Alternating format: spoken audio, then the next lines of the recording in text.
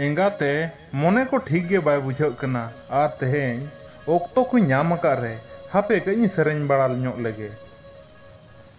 ओल्दोय इलाना ओल्दोय फकणा आना ओल्दोय फकणा आना ओल्दोय आसेने मिया दिसोम भाई ओल्दोय आसेने मिया दिसोम ओल्दोय इंजी नाना ओल्दोय चाकाहाना ओल्दोय चाकाहाना ओल्दोय नेले ओ चोमे गोटा दिसोम भाई ओल्दोय नेले ओ चोमे गोटा दिसोम।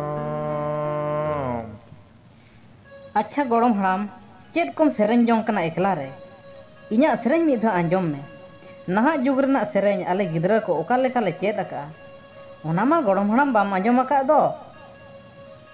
एतेया बाले गोड़म बाबू नेतारा सेरेñ को अड़ी गानी आंजोम अका नेतारा सेरेñ को मा चेद को पे सेरेñा खाली मुड़ी के तापे बइन नामा एनते रहो गोड़म बाबू मिटा सेरेñ आंजोमኝ में ओका लेकाम चेद अका तबे गोड़म हराम आंजोम में तलांग इन जुदी सेरेñ मा सरी सरी इन सेरेñ मा आमा सेरेñ खुना दो बेसा इन चेद अका। अच्छा ठीक गया बाले गोड़म बाबू मा तबे सेरेñ आंजोम गोदኝ में होय तबे गोड़म हराम सेरेñ उतर लगी चेणे दो इलाना चेणे दो फकड़ा आना गडी दो इंजिनाना गडी दो चाकाहाना गडी दो आसन में आंधी समदिसम गडी दो आसन में आंधी समदिसम। चले गोड़म हराम इña सेरेñ मा आंजोम किया इन दो सरिया गिन सेरेñा नेतार जहां सरी सरी हुयुक कना उनकाñ सेरेñा चेद सेरेñ को बाले दा गोड़म हराम दम आंजोमाय कना इña सेरेñ आंजोम आकाद खान गोड़म हराम कुसी उतरोय उनकान सेरेñ इन चेद अका आंजोम लेखना गोड़म हराम रस्कते बरसिंग गान जपिन होता बाय अडोकोआ। अच्छा ठीक गया ठटू गोड़म कोड़ा मासे तबे सेरेñ आंजोम गोदኝ में ओका लेका तलांगम बड़ाया आले हाड़ाम पुसी मंदो अडी कुसी आले हाड़ाम पुसी मंदो अडी कुसी जोम जोंगाय गोड़म हाड़ाम मोहन कुसी जोम जोंगाय गोड़म हाड़ाम मोहन कुसी। चले गोड़म हाड़ाम आंजोम कियाम अड्डी नापायम सेरेñ किया ठटू गोड़म कोड़ा गोड़म हाड़ाम इña सेरेñ दिन बड़ाई गया इña सेरेñ मिद धा आंजोम में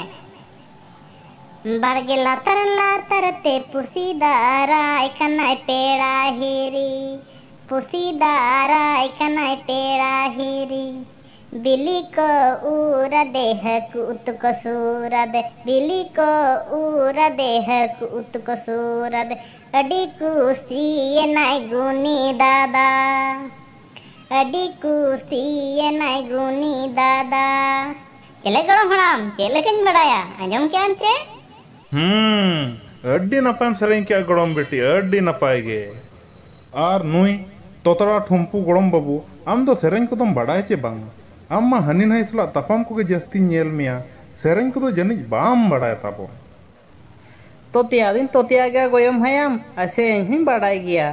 ओकोय बाय बदाया नेताय बाय गिदे को हो को चेताया का कन गया मा तबे गोयम हयाम सेñ आंजोम गोनाम कनाई कुयु कुचु एमा पता हुयुक कना मामो ओया एमा छाता हुयुक कना कुयु कुचु एमा पता हुयुक कना मामो ओया एमा छाता हुयुक कना हांतिन चाया अचेन हांतिन चाया चे ओया ए ताहे कतेन दाका कुन जोम बाया। अच्छा गोड़म बाबू गोड़म बेटी अड्डी नपाय पे सेरेñ आंजोम अदिña मोने रे अड्डी रस्कኝ बुझाव किया तबे ओलो हो नोका पे गान खान ओल हो पे सेना लेखान अड्डी मारांग मारांग होड़ पे बनाव ताबुन अड्डी मारांग मारांग होड़ गोड़म हराम हाथी लेकाले मारांग तबे उना ले मारांग खान ओकोय ते कोड़ा ले ताहेना उना मारांग ओड़ा मा ओकोया हो बनुआ सरी उतर के ठटू दादा हाथी लेका बन मारांग लेन खान ओका करे बन ताहेना आर चेद को बन जोमा आबो दो उनका हाथी लेका मारांग दो बांगा गोड़म बेटी ओल पढ़ा लेन खान पे मारांग मारांग ऑफिसर इंजीनियर डॉक्टर कोपे बनावा बुझाओ। डॉक्टर बनाव कते दो गोयम हयाम चे कोले चिका बाया। डॉक्टर पे बनाव लेन खान गड़म बाबू हर को पे सुइरान बेस को दिसोम पे सेवाया आपे मारांग उपरुम हुयुआ आर बहु को पे अगु कुआ आपे ती जांगा ते पे तिंगु कटेजुआ बुझाओ। गड़म बा बहु को अगु कते दो आले तो चेट कोले चिकाया। बहु को अगु कतेन दो गड़म बाबू घर संसार पे बनावा आर आपे लेका गिद्रा पिद्रा को हारा बुरुआ बुझाओ। गड़म हड़ाम आले रन जुदी गिद्रा पिद्रा को हुयान तायनम दो चेट को चिका बड़ाया उनको दो। एया गड़म बाबू गिद्रा पिद्रा को हुयान तायनम दो आपे लेका को मारांगोआ इतुन आसरा पे भेजा कुआ ओलो पढ़ा को चेदोआ। गोयम हयाम आये के ओयो मा बाय बडाया आर गिद्रा ताये दो चिकाते पाया ओचो कुआ। ओना तेगे इनमाइन मेता पे कान गड़म बाबू नितो खना ओल पढ़ा पे सेना लेखान आपे रन गिद्रा को जहाँ तिस पे ओल पढ़ा ओचो को आर बेस बुद्धि दिशा को न्यामा। गड़म बा मासे तबे लयले में चे लेका को ओलोआ। गड़म बिटियो ओना तेगे मेता पे कान ओल पढ़ा पे चेदो पे अथौड़ी अउड़ी आलो पे दाड़ाना। ठीक गया तबे गड़म बिटी तेहेन दो ओका लेका को ओलोआ ओनागिन लया पेया बाकी भाई गड़म बेटा बेटी बेस लेका मने लगाओ कतेन पे ओल पढ़ाओआ। अच्छा ठीक गया गड़म हड़ाम आम जहाँ लेका मेता लिया उनका गेले ओल पढ़ावा। तबे गड़म बेटा बेटी तेहेन खुना दो मांग ओल चिकीते ओल बन चेदोआ। गुरु गंके पंडित रघुनाथ मुर्मू तकिना कुकमु आशा तकिन बन गेले बिलिया आर जस ओल चिकी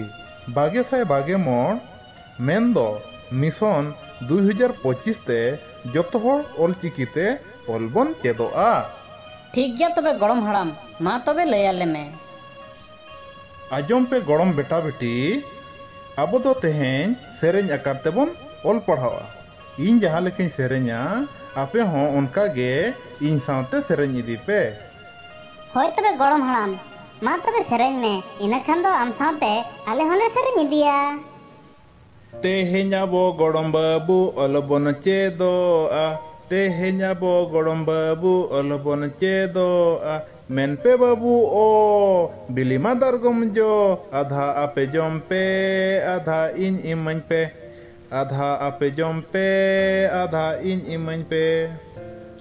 तेहेñ आबो गड़म बाबू ओल बन चेदोआ तेहेñ आबो गड़म बाबू ओल बन चेदोआ मेन पे बाबू ओत बरे बन एर खोत आधा आपे एर पे आधा इन एरा आधा आपे एर पे आधा इन एरा। तेहेñ आबो गड़म बाबू ओल बन चेदोआ तेहेñ आबो गड़म बाबू ओल बन चेदोआ मेन पे बाबू ओ बाबन अड़िसो गो आधा आपे गोगो पे आधा इनिंग गोगा आधा आपे गोगो पे आधा इनिंग गोगा। तेहेñ आबो गड़म बीटी ओल बन चेदोआ तेहेñ आबो गड़म बीटी ओल बन चेदोआ मेन पे बीटी ओंग आबो दबो कमी जोंग आधा आपे कमी पे आधा इनिंग कमिया आधा आपे कमी पे आधा इनिंग कमिया। तेहेñ आबो गड़म बाबू ओल बन चेदोआ तेहेñ आबो गड़म बाबू ओल बन चेदोआ मेन पे बाबू ओल एटे झंटी बन तोल आधा आपे तोल पे आधा इनिंग तोला आधा आपे तोल पे आधा इनिंग तोला। चले गड़म बाबू गड़म बिटी आंजम के आपे नोआ जहाँ तिना इन लया आंजमात पिया सेरेñ आकार ते ओल आपे मने रे बेस लेका पे रेबे दोहोया ताबोन। होय गड़म हड़ाम मने रेले रेबे दोहोया। अड्डी नापाय कथा अब सेरेñ माबन सेरेñ किया तबे नितो दो गड़म बाबू गड़म बिटी ओका लेका को ओलोआ ओनागिन सेना आपेया। मासे तबे मेन पे ओ ओत ओत ओ ओंग ओंग ओल ओल और दोहरा मेन पे ओ ओत ओत ओ ओंग ओंग ओल ओल चेले गड़म बेटा गड़म बेटी चेल लेका पे बुझाव किया अडी नपाये बुझाव किया गोयम हयाम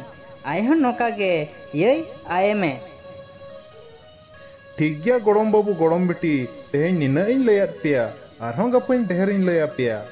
आर तेहें जहां लयात पिया गपा ओना को चेत कातेन पे हिजू ताबोना होय गड़म बा चेत कतन गेले हिजुआ ठीक गया तबे गड़म बेटा बेटी तेहें दो इना गिबन ओलोआ मा तबे सनाम को इन पाटा से खन जोहार।